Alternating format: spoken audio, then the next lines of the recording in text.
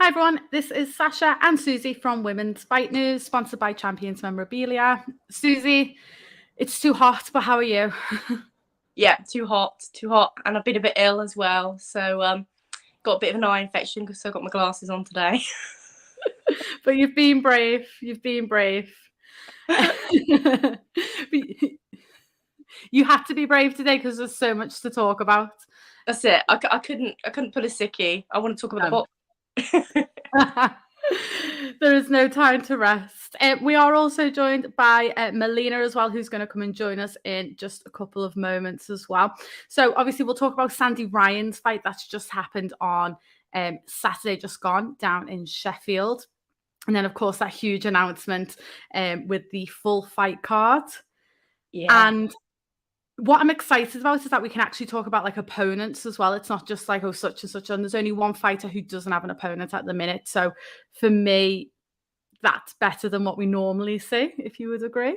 Yeah, 100%. You know, I hate the fact that we come to week 4 and it's always don't know who the opponent is. Yeah. And then, you know, it's exciting now that we can look at the opponents, think about the fights, build it up, which is great. Yeah, well, that's it. Because there is just so many times when, like you say, it's like 3 days before and then we don't know who's fighting, which is more annoying for the fighters, but still for us as well. Yeah. I'm going to add Milena in as well. Hello. Hi, Milena. How are you today? Oh, you not hear us? Hello. Hello, can you hear us okay? I can't hear anybody. What we'll do is we're going to carry on. I can't see anybody, girls. Can you not see us? Give me a minute. Okay. Right, we're going to carry on. So let's go with the Sheffield show. Yes. So obviously I was there, lucky enough to be ringside. I felt like it's been like such a long time since I've been ringside, but it's probably only been like a month maybe. You can get withdrawal symptoms. Yeah, I didn't know what to do with my weekends anymore. I was like, I don't know. So it was so good to be back. I like Sheffield Arena. You are going to laugh, but I like it for the parking. Because yeah, it's got great parking, is it? Definitely. They're very organised there. That's what I love it. You drive in, you pay, they tell you where to go. You can just get out. It's not one of them multi-stories where it takes you like 3 hours to get out. So that for me is a winner. I'm like very easily to please. Now, from start to finish, I actually enjoyed the show. It got a lot of stick, which I find baffling because it's a next-gen card. I don't know what people are expecting from a next-gen card. The whole purpose of it is to build these fighters. It's great that they can all be on a show. It's great that these prospects can sell out a show. Like, they're not going to be fighting 50-50 fights. Not every fight can be 50-50 on a next-gen card. It's about them showcasing their skills and where they've come from the last fight. So I think it got criticism that it didn't deserve, in my opinion. Yeah, no, definitely, because if you think about some of the fights, they were pretty exciting. I genuinely enjoyed the cards. Yeah. You know, it kind of had a bit of everything. It had fights that went the distance. It had fights that got a stoppage. There was something a bit controversial. It kind of had everything for me. So I quite enjoyed it. Now, of course, Sandy Ryan was chief support. This was the fight we were looking forward to. And it was very make or break. It was like, you know, Sandy Ryan wins this fight, it's potentially life-changing because, and Eddie Hearn obviously spoke after about potentially world title in the future. But if she lost, like, where would she go? Yeah. So, very interesting fight. What did you make of it? Well, first of all, I'm extremely pleased for Sandy because, and you put that message out as well, because put a lot of pressure on herself. You know, she took this fight so early on, which you don't see any male fighters doing. You know, she took that massive fight. You know, she's a very good fighter, Farias. Yeah. You know, she's potentially Hall of Famer. So to take her on and then to have all that criticism and then come back, you know, she's put a lot of pressure on herself. So I'm very pleased for her that she's gone and won and now can move on. However, it was obviously very controversial in a way. Because there's a lot of mixed thoughts on it, aren't there, really? I think on the whole, most people are saying that they thought Sandy won. Some people think Sandy won extremely wide and it was clinical performance.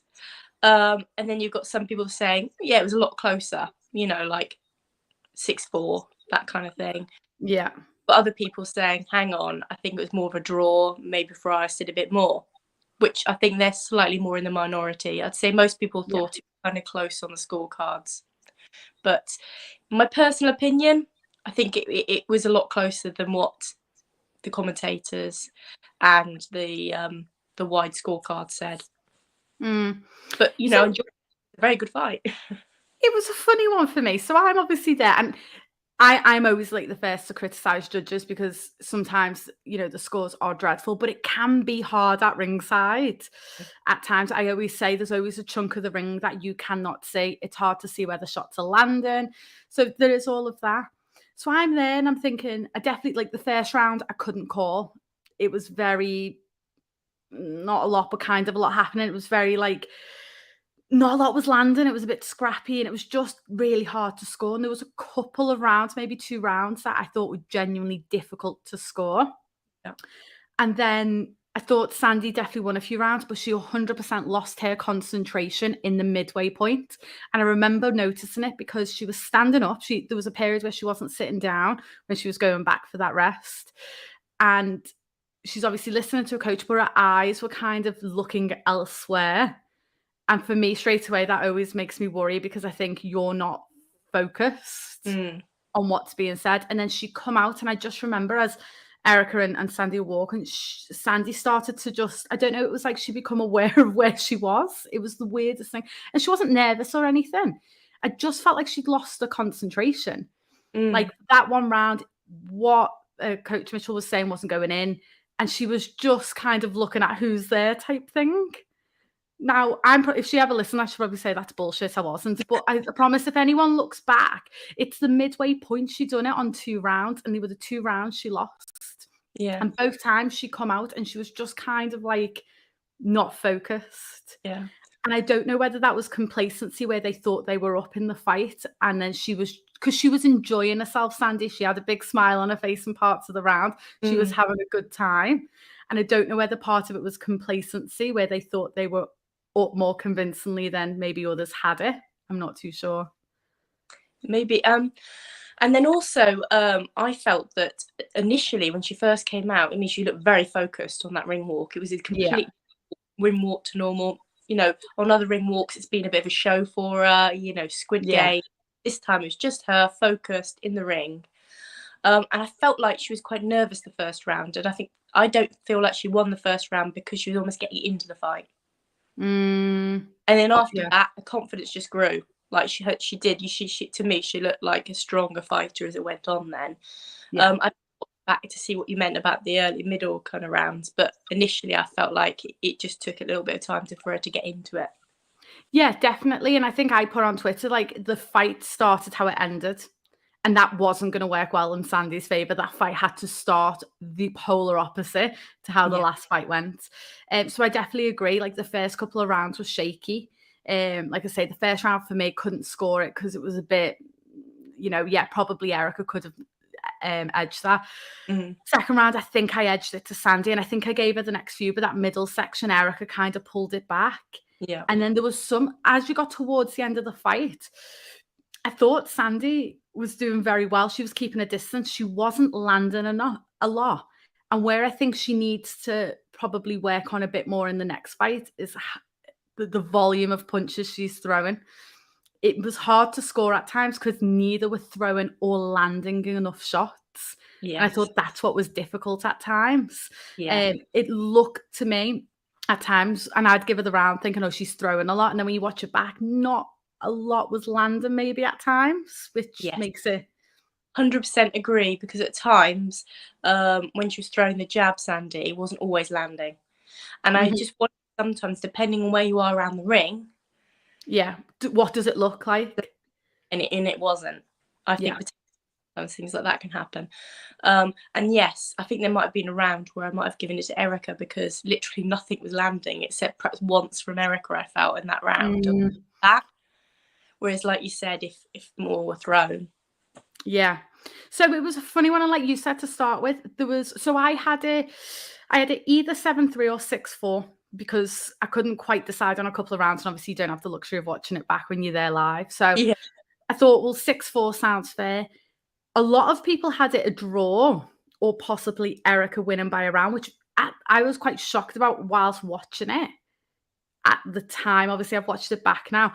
And then you have other people who were like, oh, easy. Sandy won all day, won every round. And I was like, never seen a fight that has so many conflicts where it's just so varied. So I don't know. I think everyone needs to watch it closely again, because I think people who have given Sandy every round maybe haven't noticed that she hasn't landed a lot at times. I don't know, but then either did Erica. So I don't know. It was just a tough fight to score, and it wasn't as convincing as I thought it was on the night, for sure. Yeah, I think, to be honest, it was just such a close fight. I think that was the thing. And I think, you know, like I said, I'm very pleased with Sandy for getting in. And she did come back a lot stronger than the first fight, and she put on a much better performance, much improved to that first fight. So hats off to her. She did a fantastic job. But I did think it was a lot closer than perhaps others were thinking. I don't think it was, like you say, I don't think it was 10 rounds to Sandy. No, not at all. So someone's put in that they had it closer. Not a lot was landing from either. And Lloyd and Barker were horrible on comms. Wouldn't even know Farias was there. Now, obviously, when I've watched it back, I've not listened to the comms. I like to listen to it on mute for this reason. I quite like them on comms for the most part. However, they are, like a lot, very guilty on just talking about one fighter for the entire 10 rounds. So yeah. Can I say it wasn't Chris Lloyd though? It was Darren Barker, and it was Mike Costello. Ah, right, okay. Who's such an experienced commentator, but I agree, he just spoke about Sandy Ryan the whole time. I felt like Ebonie talked a lot about Farias though. She might have scored 10-0 to Sandy, but she did talk about the things that Farias did as well. Yeah, I think it's a funny one because they're all guilty of doing it. Like they all will talk about, you know, the Matchroom fighter and things like that. And sometimes I think it can be down to a lack of knowledge on the other fighter, is where sometimes they can run short on what to say. So, like I say, when I watch it back, I tend to not listen to the comms for that for many reasons, but that is one of them at times. So I'm not too sure. That's why it's quite nice sometimes being ringside when you've just got your own mind to make up on things. I think for that part, it can be easier to score. So I'll score around before looking at Twitter, because Twitter obviously can then heavily influence you. Because with that fight, I was like, and the guy who was sitting next to me was like, how are you scoring? I was like, I'm too scared to say, because I could have it completely different to him, because everyone on Twitter had it so different. So interesting fight. I don't want to see, I know Sandy's coach called out Chantal Cameron. No, I don't want to see that yet. Down the line, but not yet. Yeah. Like, I'm really pleased for Sandy. She deserves it. She got a lot of hate, unnecessary hate in that build-up, so I'm happy for her. There's loads of opponents. Like, I still think she needs to step up. I don't know what the big rush is for her to have a world title this year. I think they need to chill a little bit. I'd quite like to see the next 12 months of her developing and working her way up, and maybe in 12 months talk about a title, but I don't quite get the need for it to be right away. No. And, you know, wouldn't it be nice for her to have a bit more of an enjoyable... I'm not saying she didn't enjoy this fight, but there was a lot of pressure on her. Yeah. So, you know, why stack on a ton more pressure and give her Chantal now? You know? And 100%. No? And if she's going to rush through it, it's kind of, where does she go in 12? You know, she takes on Jessica McCaskill, she takes on Chantal Cameron. I know them two have been spoke about in the mix. Then where's she going after that? Do you know what I mean? It's a bit like, I don't get what the big rush is all the time. So, you know, there's tons of fighters. I'd love to see her maybe against Bustos, who did take on Chantal Cameron. That's a solid step up. Yeah. But I'd want to see a couple of them fights, I think, first before we see Chantal Cameron. Definitely. Yes, someone said Jessica Kamara. And I was thinking, that's a good shout. That's a good shout. That's quite good. Who was in a very close fight with Callie Reese, obviously. That was a split decision. Yeah, great fight that was. that was like blood, sweat, and tears, wasn't it? All in all, literally, it was. But literally 1 minute, Jessica's winning this fight. Next minute, nope, Kayleigh's coming back. Oh, yeah. It looks like she's been beaten up. It's like I'd love to see them run that back when Callie's obviously fit and well to come back to boxing. I don't know when that happens, whether she'll start the titles or whatever, but regardless, obviously we want to see the Chantal Cameron fight, but I'd love to see that rematch for sure. Yeah. That would be a good one. But yeah, that's definitely a shout as well for Sandy Ryan for sure. So of course we've got Claressa Shields, Savannah Marshall coming up on September 10th. So we're literally a month away. It's gone quick. Yes, it's coming quick, isn't it? It is going quick. I'm sure the fighters are feeling the same as they're getting through camp as well. I'm just so excited that we're getting to enjoy this build up. Like you said, we know who the undercard is now. Yeah. So there was obviously speculation. I'm sure you were included in this, where people were speculating Hannah Rank and Terry Harper. Yeah. Shame on you. That was never going to happen. But you were wrong. That was never happening. I'm glad it hasn't happened on that card. Not on that card, but I think the announcement's coming soon. Yeah, that fight will happen for sure. But yeah. It can't happen on that card. Matchroom are going to have no fighters away. They can't give them all away. But you know, for me, this is what I expected. There's no massive surprises. Like, you know, I think we spoke about it when we had Matt on the show, where it was, you've got two massive fights and this is not pay-per-view. There's no way you could then add someone like Terry Harper, Hannah Rankin on it, regardless of who they sign with, I think, just financially. So, but how good does the poster look? Like, I think that's when I was like, oh my God, because you've literally got you're talking about the world's best prospects. And then you've got 4 of the top 10 pound for pound practically all on this one show, and it's all female. It's making history. When you see them all there, it's actually incredible. Yes. And the poster looks even better tonight because did you see Michaela Mayer's fixture? Yeah. 2 fighters were missing, so I'm glad that's being rectified because it's a shame, really, isn't it? Yeah, that's it. So for me, it looks even better. It'd be even better if we had every single opponent as well. But, you know, it's we say, though, you can't fit them all on. No. When people shout at us for missing our fighters, you cannot fit them on. True. Someone that's on is Caroline Dubois. No surprise there. She obviously fought July 30th, where she got a 3rd round stoppage. She faced quite a lot of criticism for that opponent. Yeah. But I remember saying, like, she was meant to fight weeks prior to, obviously, the whole show was cancelled. So I think it was a case of they really wanted another fight before this September 10th show. So they got her opponent. She done 3 rounds. She got another stoppage, boosted her confidence, and off she goes on September 10th. Yeah. Why not? Yeah. I'm excited. Yeah, no, definitely. I mean, she's always exciting, Caroline. I mean, she's just so powerful. I don't mind that they're taking the time with her, to be honest. She's 21. She's got so much time. And she's just, she's somebody who they're careful with, bring her in right. She's going to be such a powerhouse in the future. Yeah. She's got the power. She's so athletic. Yeah. She's going to get those knockouts. She could well be a really great knockout artist. Yeah. But, I still feel like there's some bits that she can still be learning in her actual, she's powerful, obviously, but in her actual boxing style, some of the way she was in the last fight, I felt like she was going a lot to the body, which were amazing shots. Mm-hmm. But perhaps some of the head work wasn't quite how, I don't think it was quite as accurate as the body. Mm. And I'm thinking, well, she's so near the beginning. Yeah. Get her in that ring experience. That's it. So for me, I'm not too, with this opponent, I feel like it's about right, because I don't feel like she needs to be rushed up the ladder. Yeah, I completely agree. And actually, I agree, she did go to the body a lot, but you know what? It's quite funny because that is something we always say when the amateurs turn over, they only go to the head. Yeah. So I think she's kind of reversed it a little bit. And just maybe that's what they've been working on, and she's just went all for it.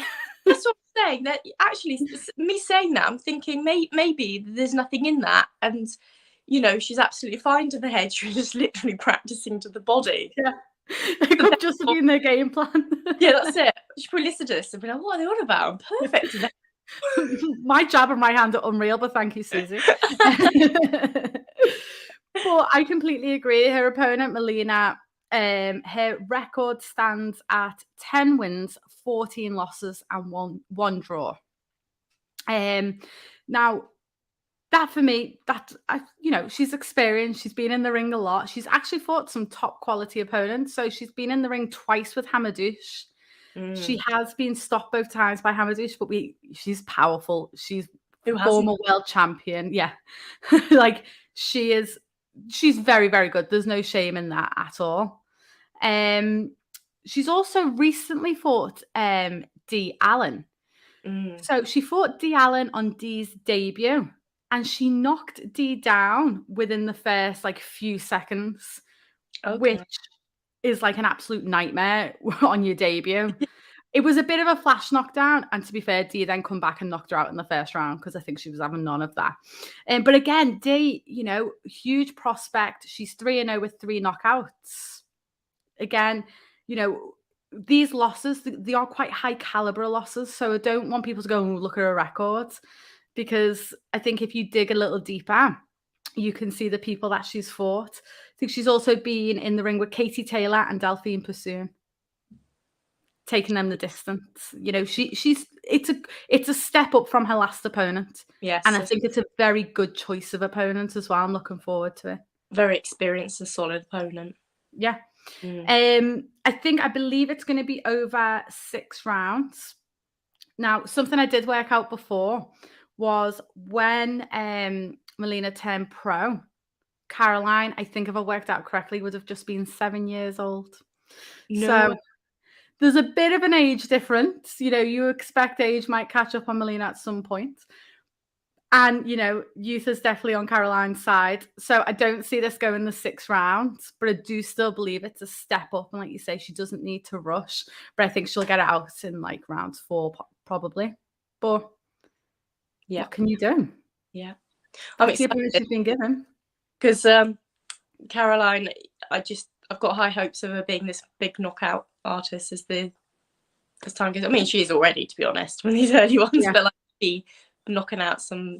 And if she can knock out this girl, it shows where she's at, because this girl's taking Katie Taylor and Delphine Pursoon the distance. Do you know what I mean? So it shows that, okay, yes, she is still a journeywoman, but that is who Caroline needs to fight. But she's got to win. She's been in with the top 10 pound for pound. Yeah. So these are always great fights to just see where she's at, and I think she will get the stoppage. And that will show how strong, how powerful she is, because, the girl's durable. So it's exciting. I like this matchup. And then, we've seen quite a lot in the women's that early on in their careers, they get knockouts against sort of journey women type. And then as soon as the opponents get sort of higher ranking, tougher, they don't get the knockouts anymore. Yeah. So that's why it's good that she's getting these step ups, just to, see exactly where she's at with each level. Yeah, 100%. So this is a fight that I'm genuinely looking forward to, and it'll be great to see as well. And we'll make sure we'll tag her in this, so she'll take on your pointers about her straights, and see if she brings that into her September 10th fight. I think she's amazing, but it's just a case of, I don't like the fact that people always say, oh, she should be straight in there with the top right now.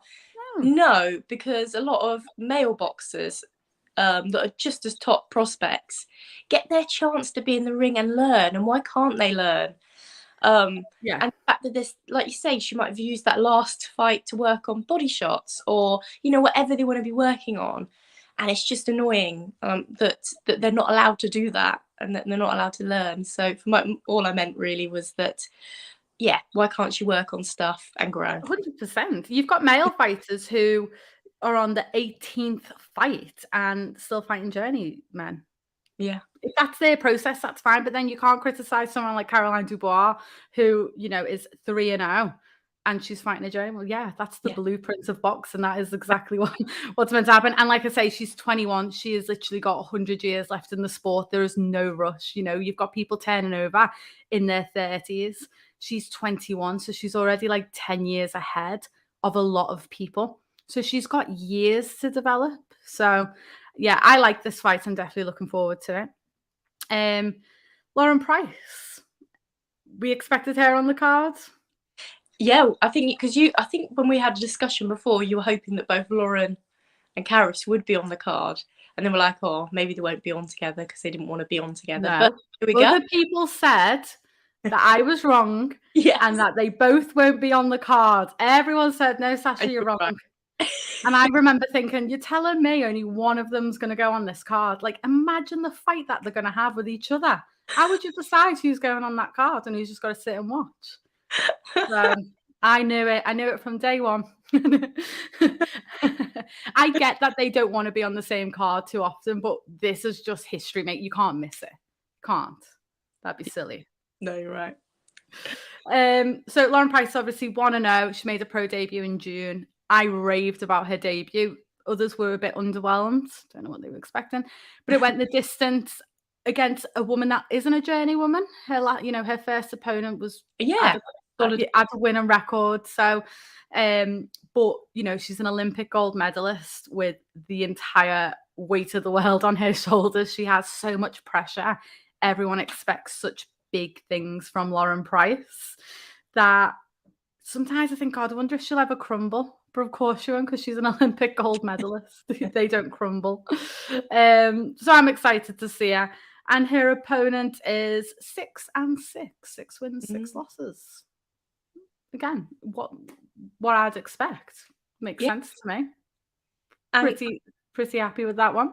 Yeah, I'm excited because I loved seeing her hand speed, her combinations in the last fight. So I'm excited to see some more of that this fight. Yeah.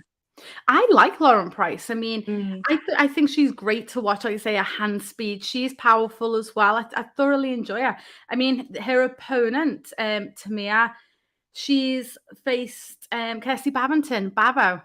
Now, she did lose on points, but obviously Bavo's went on to do great things. She's got some great wins. I think is she European champion at the moment? Yeah, she's done. So she's doing great things. So again, like, there's no shame in that loss. She also backed Maria Lindberg. And Maria did beat her in a 3rd round stoppage. But again, you're talking about like a high level opponent. And I know they're not getting wins, but it's the experience. And I think that's what people have to remember. It's not always about the record. It's the experience that these journey women, or whatever you want to call them, but these fighters have developed. It's still a step up for someone like Lauren Price, who hasn't had that experience in the pros. Yeah. That's what makes it a step up. Yeah. So I like this fight again. Yeah, definitely. She did also have a break, though, which I thought was interesting, from 2017 to 2021. So a big break. I'm not sure. I was trying to figure out, like, what's she done in that time. I was just being nosy, can't figure it out. But she's been quite active since 2021. So again, I'm looking forward to that fight. So of course, someone else who's on the card, Karriss.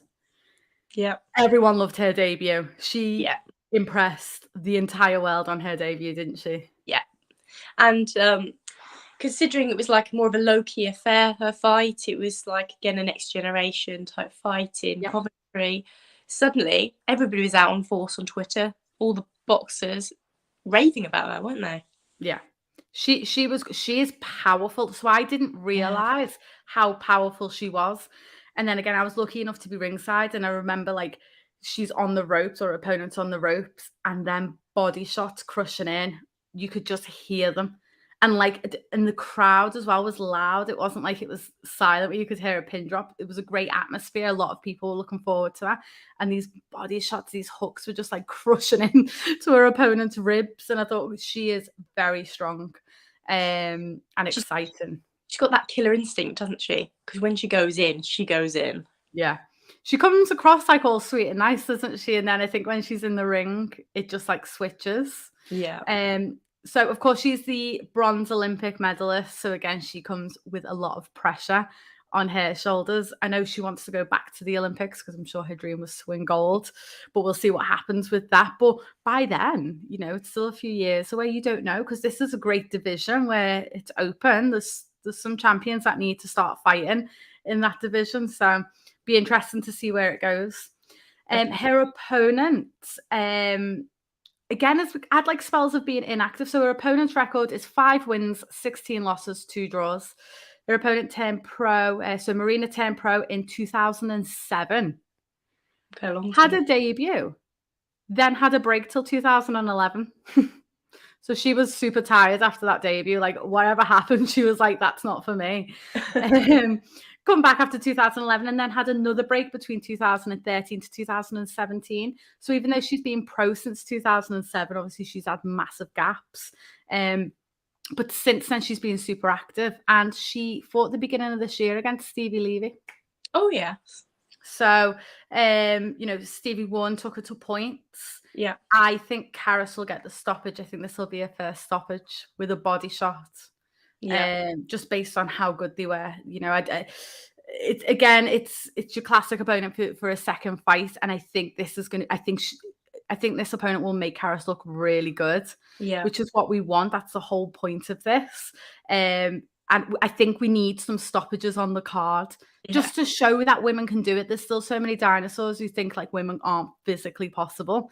And I think this will be one of them fights where I think Karriss will go in, dominate, and probably get a very early stoppage as well. Fingers crossed. Yeah. I think you're right, and let's not forget, I've mentioned it a few times, but Callia, the Pink Tyson, saying that Karriss is being the toughest sparring partner she's had, and she's the one that's left her after sparring. And so she never went back. Had a lot of ring experience, being on top rank, and she's still saying this about Karriss. So she hits hard. Yeah, because she's sparred some of the world's best. So for her to come out and say about how strong Karriss is, shows how strong she is. And like I say, you can see it, you could hear it, especially them body shots. So for me, I think in the division, but you've got Raven in the division as well. She's powerful. Yeah. Amanda Serrano in the division. She's powerful. So that seems to be, I don't know, must just be the weight that you're like most optimum at for some reason. I don't know why, but it's very exciting. And I think she'll get an early stoppage and really boost the crowd, I think, on that one, because it'll be great to see. Yeah. Someone else who's making an appearance, Ebonie Jones. Yeah. Obviously, she was recently out for Beck Connolly. Mm-hmm. That was a points win. Prior to that, she got a draw. We spoke about this last time. It was quite a harsh draw. Yeah, I didn't think. I thought she'd won, really. Yeah, it was definitely harsh, but she bounced back and had a really solid performance, I thought, against Beck Connolly. I quite enjoyed it. Yeah. She's done exactly what she needed to do, and now she's got a place on this card. Again, to make a name for herself. Now, her opponent, Vanesa, is 4 wins, 15 losses, and 3 draws. But again, she's been in the ring with, you're talking like world level opponents. So for me, it's a similar opponent to Beck Connolly, which is what I think Ebonie needs, because again, she's young, she's still developing, she's still boosting her confidence. I'm sure because boxing's such a funny sport, if you get a loss or a draw, it's virtually the end of the world. Yeah. It shouldn't be, but that's not how even the boxer feels, but that's how fans, and it's so fickle that as soon as you get a loss or draw, everyone's like, oh, well, you were hyped for no reason. Yeah. So it's baffling, isn't it? So, they've got to come back from that. So for me, this again is the right opponent. I think it's a similar opponent to Beck Connolly. However, Beck and Vanesa are different styles. So you're ticking more boxes. That's exactly what she needs to do. Yeah.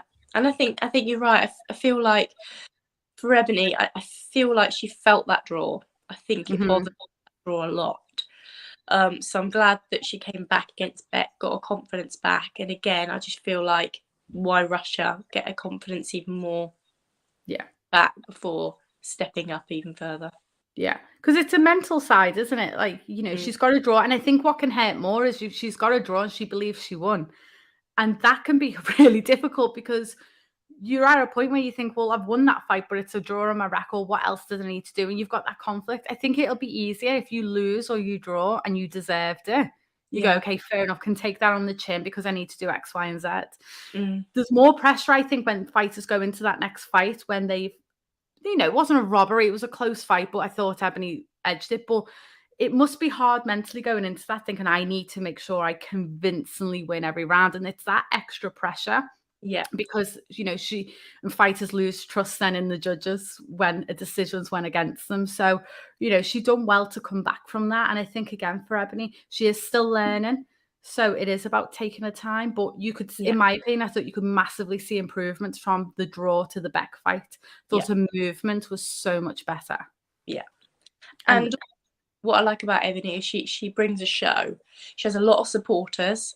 Yes. That come to the shows, and also she's got her own style. She normally has a hat. I think she forgot it for her last fight, but she normally has a hat. Yeah. And then she also does she normally use the same song? But she always boots made for walking, that kind of style, the cowboy kind of theme. That's it, yeah.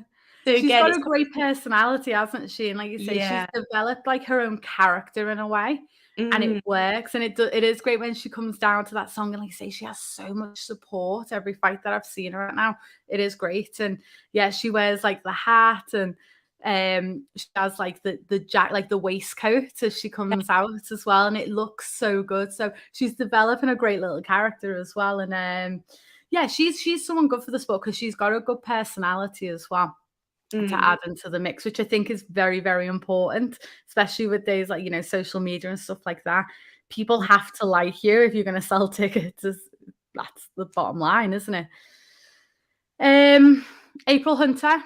Yeah. I think this was actually kind of announced ages ago because it was similar to Ginny as well, with obviously the Michaela Mayer friendship. April Hunter, Savannah Marshall, great friends, so there's no surprise April's on the card. Fighting Erica. I like this matchup as well because April's obviously come off a loss. Well, she's not come off a loss, but she's had a loss. Obviously, she's had a return win. Yeah. I remember when she lost that and everyone was like, oh. But I remember going into that fight thinking that's a 50-50 domestic clash. That was against Bavo. She lost it. Yeah. What can you do? And then since then, April's, she was training in Liverpool. She's left. She's obviously now training with Peter Fury alongside Savannah Marshall. And you could see the improvements in her last fight, like leaps and bounds, I thought. Yeah. I mean, what more can you ask for being trained alongside your best mate and having a trainer like Fury, He's so good. Best opportunity there with him. So it'd be exciting because if she's had the one fight with him, it takes a while to sort of get into that kind of camp, into that kind of training. So I'd be so excited to see those improvements again in this fight. Yeah, and I think that's because April's super raw. Like she's learning on the job, so it will take time. And like you've just said, it takes time with a new trainer. Yeah. Peter Fury's great. Like he's so good at what he does. I love listening to him talk as well, talk about the sport. He's so good.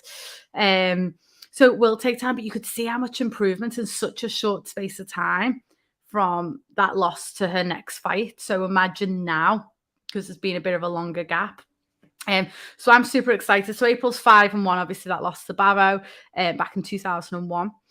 Her opponent has got a record of 3 wins, 6 losses. She only turned pro in 2021. So they've been a pro a similar amount of time. Obviously, April with the 6 fights, Erica with the 9 fights. So Erica's been quite active. And I now can't pronounce her name, but she faced Yamila, who faced Terry Harper Terry's return, if we remember that, in the lightweight division. So it was like Terry's debut in lightweight. And obviously it went the distance, 10 rounds. So Erica's faced her. And that was one of her losses. So again, you're talking about like, a decent level of opponent. So I actually think, I'm not going to say it's a 50-50 fight because it's not, but it's a good competitive fight. Now, I do think April will win. And I believe it is 6 rounds, I think. Yeah. I think April will win on point. But I think Erica is there to maybe steal 1 or 2 rounds. I think April's going to have stepped up enough to meet this challenge effectively and, like you say, win convincingly, but it be a bit, have some competition there. Yeah. And I think, I definitely think April will win 100%. I think maybe the first round or so, Erica might be able to snatch around. Because I do think it's a competitive fight. It's not going to be a walk in the park for April, but that's not the type of fight she needs anyway, obviously, for her to keep learning and develop. So I think this will be competitive. But very confident April will go away with the win. Yeah. Wouldn't be surprised if she won every round, but I just think Erica could maybe snatch a round and steal it. But in the grand scheme of things, it doesn't matter. It's who gets the win. And I definitely think April will win, but I'm just excited to see the development from her last fight with Peter to this fight as well. That's what I'm really excited to see, like what they've been working on. Yeah. Shannon Ryan, you're a big fan of Shannon, aren't you? Yeah. I love the way she fights. She's just got a really nice fan-friendly style. Yeah. She looks good, easy to watch. So yeah, I'm excited. I think the future's bright for her. Again, she's another one who's kind of learning on the job in a way. Yeah. She hasn't got a lot of amateur experience, that kind of thing. So she's great for where she's at, and I don't think they should be rushing her too soon. But she's exciting because her potential is just great. Yeah, she's really, really good. And I read, and I didn't know this, that she actually worked in the shop in the O2, or in a shop in the O2, and now she's fighting in it. I love that. How good stuff. What a story. Yeah. So it's exciting. But like you say, when she was last out, she is so fast, not just her hand speed, her head movement, her footwork. She's just so quick. She is rapid. So she's so fun to watch. And I think she'll be getting stoppages as she goes through her career as well. Yeah. Obviously, she's currently 2-0. She made a debut back in May. Her opponent is 3 wins, 2 losses, 3 draws. So quite steady. She actually drew against Lauren Parker back in 2019. Now, we know Lauren Parker well. She's a great fighter. I mean, Spencer Oliver has tipped Lauren Parker to be a future world champion. Yeah. So we're not talking about any fighter here. And she got a draw against her back in 2019. She has been beaten by Shannon Courtney in the same year. Obviously, as Shannon Courtney, this was not long before she ended up winning a world title. She did get stopped by Shannon in the 5th round, but we've seen the power Shannon holds. Yeah. So again, it kind of makes sense there. So again, I think this is a solid fight for Shannon, and it'll be interesting to see where she goes. Does she go the distance with her, or can she force a stoppage? Yeah, that's what will be interesting, because all day Shannon wins this fight, but how she wins it will be quite interesting. But obviously, this is only going to be her 3rd fight. I think Shannon Courtney was like 5 fights in when she got the stoppage. So there's still a little difference. And I think Shannon had a bit more amateur experience anyway. But it's always interesting just to see kind of where they're at. And I feel like Shannon could get I think it would be a later stoppage. I think this again is 6 rounds, but I think it could be maybe 5 or 6. Yeah. Although Shannon, didn't she, in her last fight, she was very strong to begin with. Like, she came out fast, furious the first few rounds, and then sort of slowed down a little bit.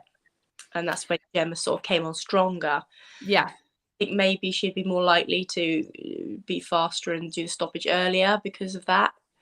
I don't know. Yeah, possibly. I mean, she didn't manage her pace great that fight. I don't know if she got like overexcited because she was just like non-stop, and then, like you say, she slowed down. She's still quick, but slowed down the pace. I think I even gave Gemma like the last round, actually, because I think she'd gassed a little bit, but that's part of the learning curve.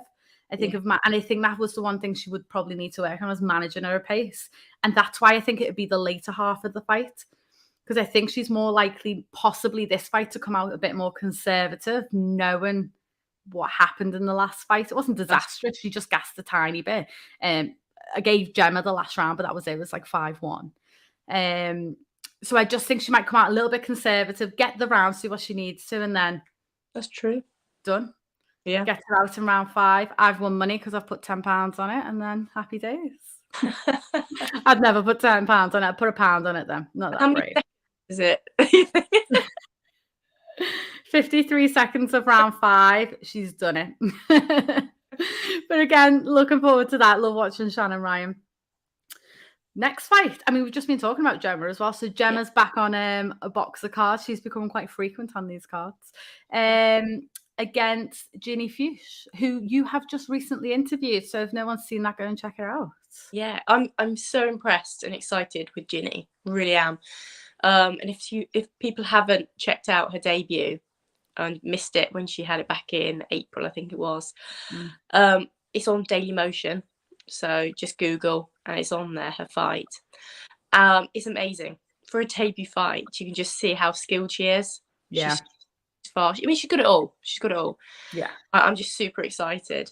And she got the opponent down, I think, in the first round, and then she fourth round knockout. Yeah. I mean, she looked great.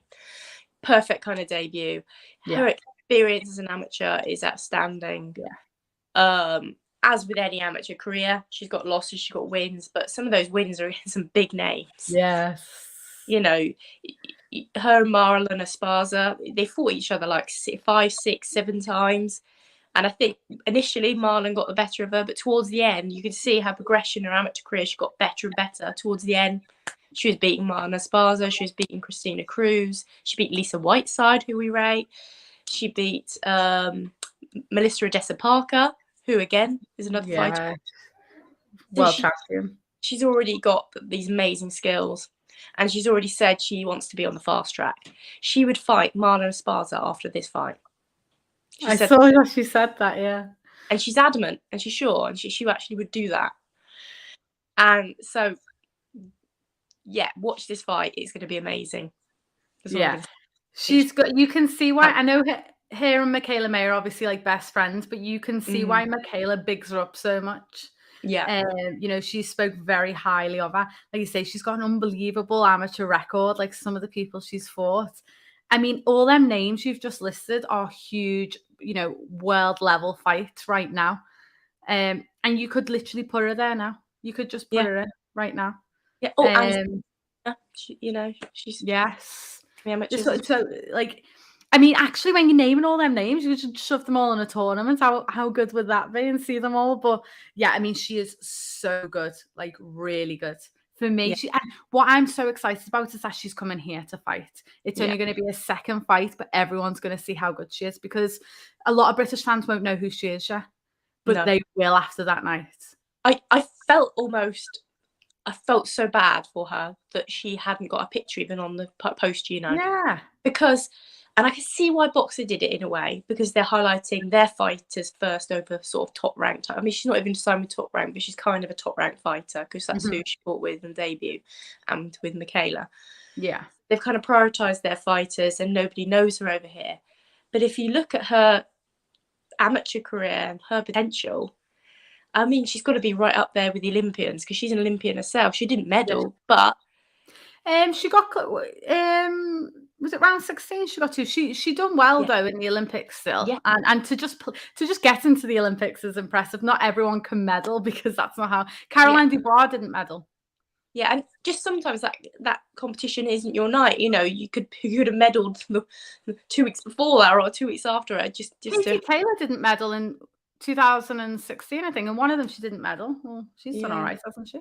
Yeah, exactly. So I just feel like, in terms of if you're actually looking at prospects where they should be based on, if they were putting Lauren and Karriss right up there at the front next to Caroline Dubois, then maybe she should have been bumped up. Yeah, but they've just based it on the fact that she's an American and not as well known. And that's surely all it can goes down to, because realistically, she didn't medal in the Olympics, not the end of the world. She was an Olympian, but she's a pro style anyway. Like, I'm not being like, it doesn't really matter, because her style is for the pros. It's as simple as that. And she is so exciting, and she will be, she's going to be one of the people that we will all talk about. She'll be, you know, top 10 pound for pound, top 5 pound for, like, she will be one of the poster girls of the sport, I think. 100%. And not only that, she's amazing to speak to. She's very charismatic, so everyone's going to be falling over themselves to interview her fight week. She has the most ridiculous fun with Michaela Mayer. Yeah. Like, the two of them on social media. So she's like a promoter's dream, really. Yeah, and her theme with her being the captain. Yeah. You know, she's holding the pirate, the skull and crossbones in the ring. People have got their eye patches ringside. She wants to give them out. You know, it's just amazing. She's just entertainment from you know, all the way, you know, from every part of her. She's just an entertainment person. She is, and she's inspiring, because she's got OCD and she's very open about this OCD. Yeah. And I find that very inspiring because it can be quite debilitating for her. So that's why she talks about it. And the fact that she's putting this herself, this platform for herself and use that platform to talk about that as well. So yeah, entertaining and inspiring. What's not to love? Yeah, like you said, she's literally a promoter's dream. So is she signed at the minute or not? Well, I don't think Top Rank had signed her. She did go on the Top Rank show, but I didn't think they'd officially signed her because I don't think they have. Vanesa is just signed. I'm sure they were like, she's only the second female. Second one, yeah. I mean, surely after this, someone's going to sign her. I mean, the fact that she's not signed, but like you say, I think as fight week comes and she's in the country and more people are interviewing her and she's got her media duties, people see her character come out, and then on the night we'll see how good she is. You wouldn't think she's only had one fight. She's that good. Very excited. She's obviously facing Gemma. I think Gemma's record's 5 wins, 4 losses. Gemma, I say all the time, she's not. I know she calls herself B-side along with Beck, but she does get her own wins in her own right. And she's got a couple of upsets as well, Gemma. She's went where she's been the away fighter. She's not supposed to win and she's won. So she's good. She's good at what she does. She does not win this fight. I don't think there's much surprise there. I think Ginny will win in knockout. I don't think it'll go the distance. And that's saying a lot because Gemma's tough as well. Like, Gemma doesn't get knocked out, but I think this fight will be stopped before the 6 rounds. I think it's scheduled for. I don't think it'll go the distance. And Ginny's exceptional, so there's no shame in that. No.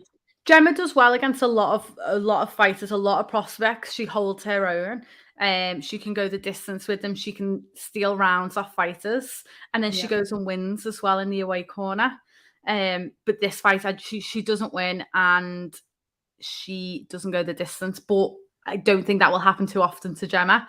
I think typically she will be going the distance with girls, but I just think, she's a special fighter, isn't she? So there's no shame.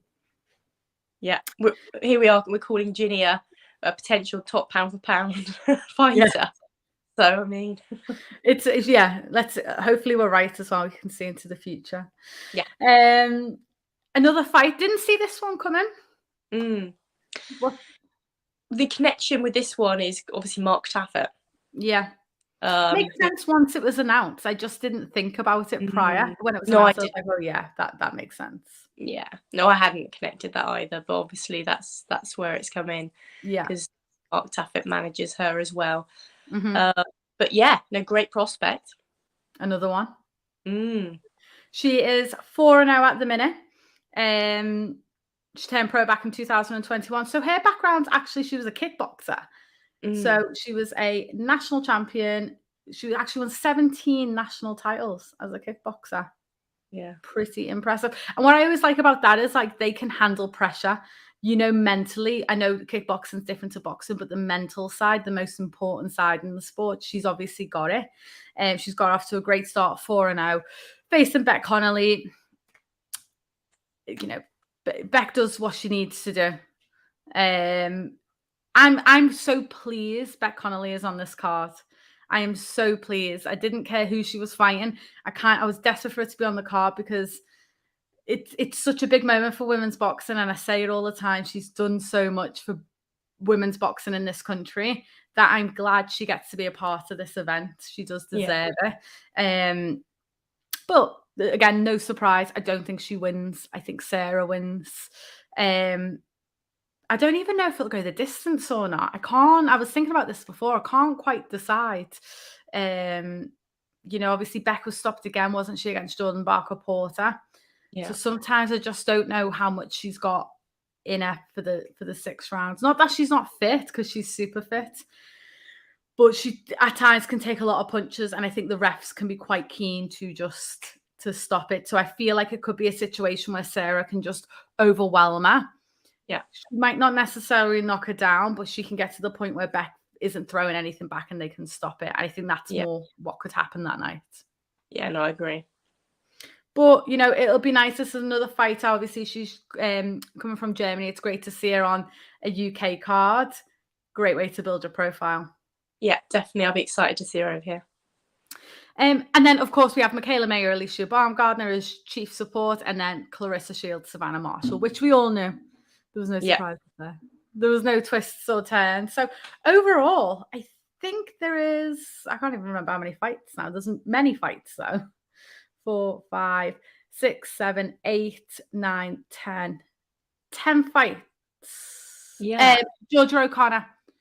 So Georgia O'Connor, I've not put it on purely she doesn't have an opponent. Yeah. 2BA. But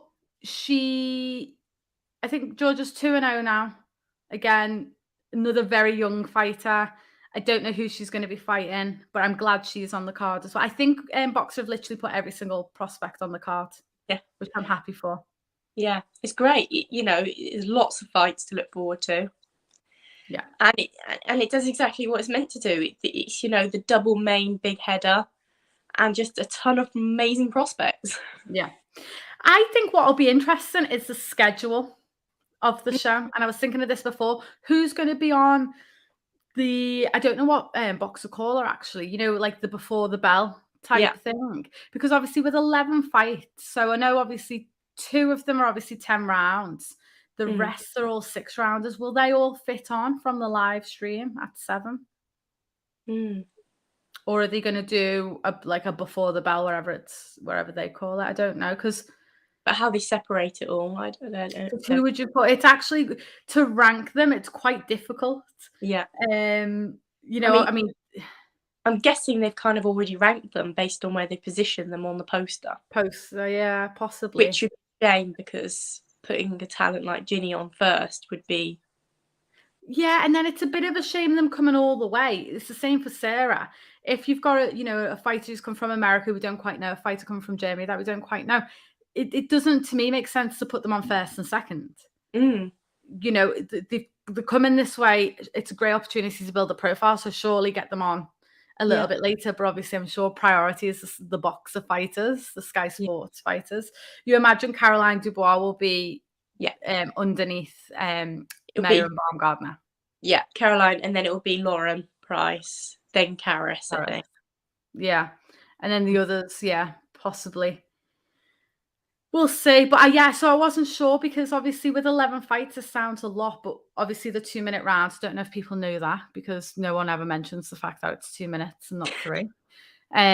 So it's 2-minute rounds, and then they're all 6 rounds. So could that fit on? Possibly. I don't know. I actually will sit and do the math after this and I will tweet and let everyone know whether I think it can fit on just on the main card. I'm not too sure. But it will be interesting, but so excited for it. September 10th, 4 weeks away. 4 weeks, so it will be 4 weeks on Saturday, I think. Yeah. That's not far. Crazy. It's so exciting. And like I say, I'm just glad we know. We can build it up, get excited. Yeah. And fair play to Boxer, like we said before, for getting opponents as well. It's none of this last minute rubbish. Virtually, I know Georgia O'Connor's not got an opponent. Hopefully she'll get one soon. But it's just easier to hype the fight and like hype yourself to be excited. It's so hard sometimes when you know someone's fighting, but you don't know who they're fighting. Like you want to be excited, but you don't know what you're excited for. So I'm so happy that it's virtually all sorted, signed, sealed, delivered. The one thing I actually wanted to mention was Gemma. Obviously, she's fighting the week prior. So that's the only thing I'm like, I don't know what will happen there. I don't know whether there could be a change in opponents at some point. I don't know. So that's not official that she's fighting the week before yet. Her husband put it on Twitter. It's got to be. But husband put it on. Yeah, that's what we're getting from this. So they've obviously agreed to it. So whether it's when it's officially put out or not. So it's whether she can do the both or not. I guess that's what's being ironed out. Just risky, isn't it? Because I believe it can be commissioned 1 week after the next. But the only thing is, obviously, if she gets knocked down, she gets a cut. There's a couple of factors that can then stop her from fighting for 28 days or however long, depending on what's gone on. So I don't know if she'll do one after the other, but we will find out. But if she had to pick between one, I presume she's going to pick this card and she'll be on this one. Yeah. Because who wouldn't want to be on that card? It does make sense. It really does. There's some announcements that we're expecting. So I think we're expecting a announcement with Terry Harper, Hannah Rankin. Yeah. So that'll be exciting. So hopefully next week we can talk about that. Yeah. There should be maybe a couple of other females on that card, you'd imagine, possibly. Yeah, hopefully. Hopefully. It's circulating around. So yeah, and then we've obviously got the Frank Warren card in Manchester. Yeah. Could be a female on that one. Who knows? Yeah, we know they have got at least one female on their books. Only one at the minute, but hopefully more. So that could be exciting. There's still loads of fighters that I'm waiting to hear. Like, when's Ellie Scottney next fighting? Like, surely she's got to be on a card coming up. Like, there's tons of fighters that I'm thinking, right, Shannon Courtney's supposed to be fighting in October. So we know there's loads of cards coming up. They just won't announce it. Yeah. Like, it's so annoying. Like, obviously there was the Conor Benn and Eubank fight that's been announced. So we possibly will have 1 or 2 females on that card as well. Fingers crossed. Chantal said that she's got news coming, hasn't she? Chantal Cameron, Jessica McCaskill. I think Eddie Hearn's basically said that's signed. I'm more interested, like, what weight that's being signed at. I wonder if that would be on the undercard of the Eubank. That would make sense. That would be a good card to be on. Big event. Yeah, so they could be chief support. Yeah. I think Shannon Courtney will be on that card as well. I think. Only because of the date. But yeah, there could be another show that month. They're just keeping it all a secret, though.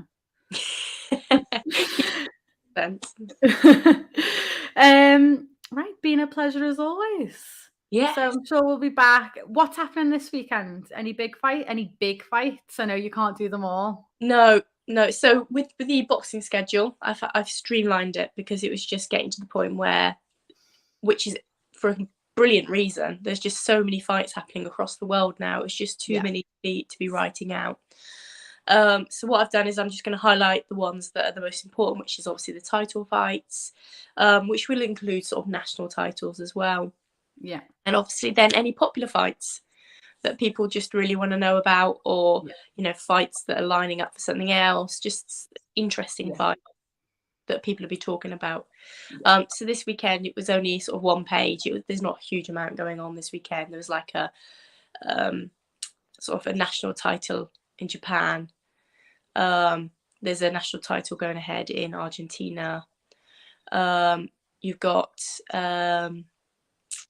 Jessica Kamara, though. That was an interesting one that she's coming to fight in Houston. So she's making herself like a nice little sort of get back into the mix type fight. Yeah, that's an interesting fight. Yeah, because it'll be interesting to see where she goes next.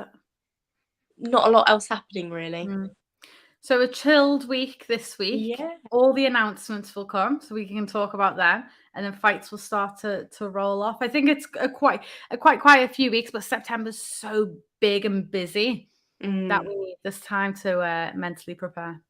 Yeah, I think as soon as September starts, it's just going to be.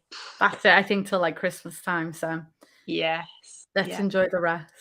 Yeah, and I'm sorry that Milena didn't join us in the end. There must have been some sort of technical difficulties. I think she was having technical difficulties, so we will possibly get her on next week once all the announcements have been made. I think she was just struggling to get on for some reason. So we'll get that sorted, and then next week when we're back, she can come on. Yeah, brilliant. Right, see you all next week.